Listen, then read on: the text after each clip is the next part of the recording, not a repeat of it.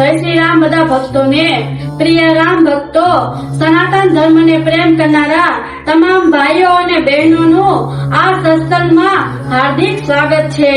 આ ચેનલનો મુખ્ય હેતુ કઈ વાત કરવાનો નથી, પરંતુ ભગવાન શ્રી રામના આદેશો, ભક્તિ, ધર્મ અને સદાચારનો સંદેશ દરેક ઘર સુધી પહોંચાડવાનો છે।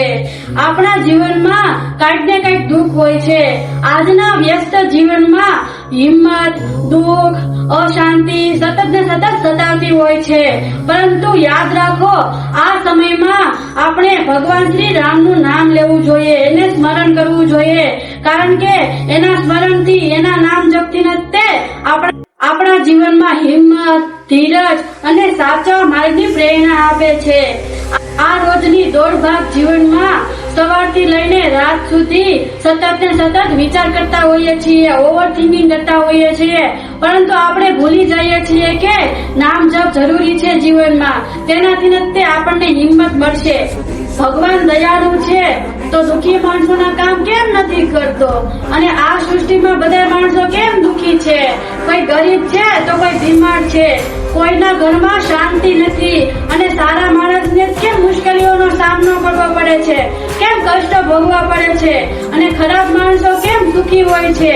આવા બધા વિચાર આપણને આવતા હોય છે। તો ભક્તો, એ બધા 100% વાત સાચી છે, પણ યાદ રાખો કે આપણે કર્મોથી બંધાયેલા છીએ।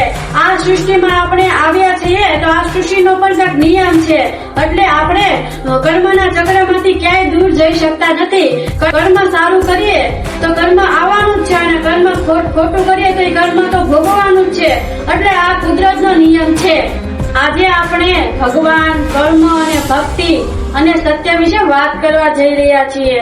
મિત્રો, સૌ પ્રથમ તો તમે એ સમજી લો કે ભગવાન કોઈનો દુશ્મન નથી। આપણા દુઃખ એ ક્યારેય જોવા માંગતો નથી કે આપણા જીવનમાં દુઃખ આવે, પરંતુ ભગવાને જ્યારે આ સૃષ્ટિ બનાવી હતી ને, સમગ્ર સૃષ્ટિ બનાવી હતી ને, ત્યારે એને એક નિયમ બનાવ્યો હતો। આપણા બધા માટે નિયમ સરખો જ છે, એ ન્યાય જ કરતા હોય છે, અન્યાય કોઈ સાથે ના કરે।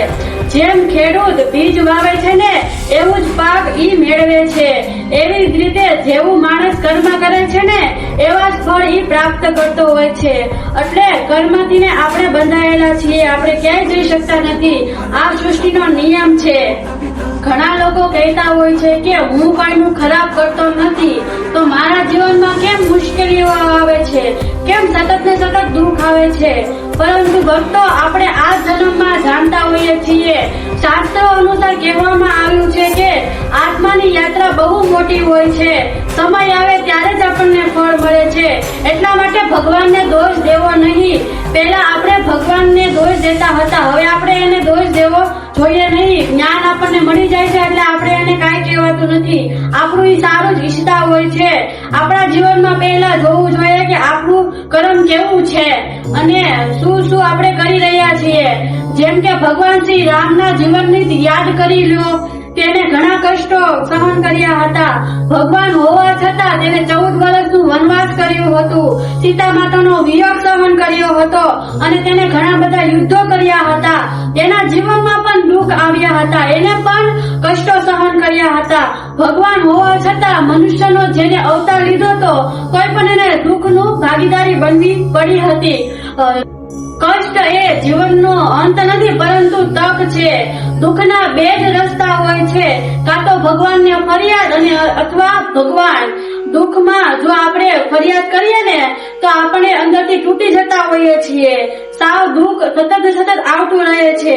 અને જો આપણે ભગવાનનો હાથ પકડીએ ને, તો આપણે દુઃખી હોઈએ, અને ગમે એવી પરિસ્થિતિમાં મુશ્કેલીઓ આવે તો એ આપણને અંદરથી મજબૂત કરતા હોય છે। એટલા માટે સારા દિવસો હોય કે ખરાબ દિવસો, ભગવાનનું સતત ને સતત નામ જપ કરવું જોઈએ। ખુખાર મેદીમાના ભક્તો હંમેશા કહેતા હોય છે કે ભક્તિ સુખમાં નહીં પરંતુ દુઃખમાં ઓળખાય છે। જ્યારે બધી રીતે સારું હોય છે ત્યારે ભગવાનને યાદ કરવા સરળ બની જતા હોય છે। એટલે કે સુખ આપણા જીવનમાં હોય ને, ત્યારે આપણે ભગવાનને પ્રાર્થના ઓછી કરીએ છીએ, પરંતુ દુઃખમાં ચારે બાજુથી અંધકાર છવાઈ જાય છે, કોઈ પણ રસ્તો બતાતો નથી, ત્યારે મનથી જય શ્રી રામ બોલીએ છીએ ને ત્યારે આપણી સાચી ભક્તિ કહેવાય છે અને સાચો વિશ્વાસ બેઠી જાય છે કે નહીં, ભગવાન અવશ્ય જરૂર કામ કરશે અને આ દુઃખમાંથી મને કાઢશે.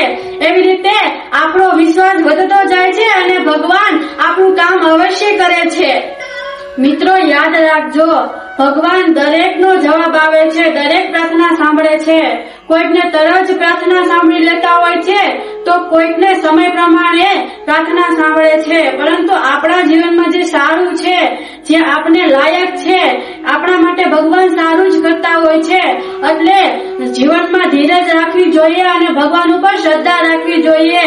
ગમે એવી પરિસ્થિતિ હોય, ગમે એવી મુશ્કેલીઓ આવી જાય, તમારા જીવનમાં ઘણા બધા દુઃખ આવે, પરંતુ તમે નામ જપ કરો, ભગવાન પ્રાર્થના બધાની સાંભળતા જ હોય છે.